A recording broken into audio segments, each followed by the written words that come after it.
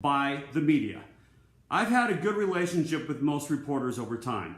I like to pride myself in being fair and honest and upfront with reporters. I never lie to reporters. I tell them very, very truthfully what I think and what I believe, and sometimes that might even get me into trouble, but I do respect them, and the least that I can expect is that they will respect me as well. And I have to say that for the most part, the reporters have been fair to me. Not always, I don't always agree with their spin on things, but they have never lied, and they will generally report a story objectively. However, in this case, we have a New York Times reporter who's so far out of bounds, it's repulsive.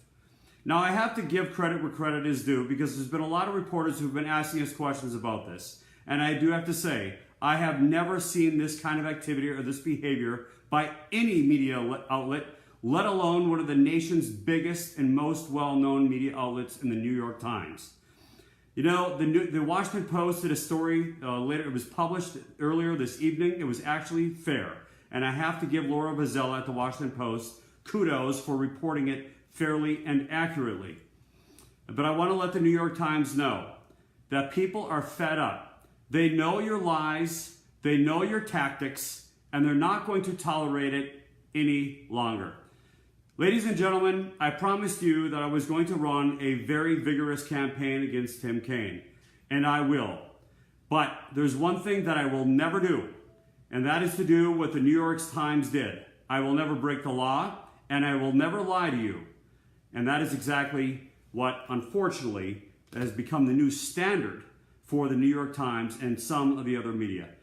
Have a great night.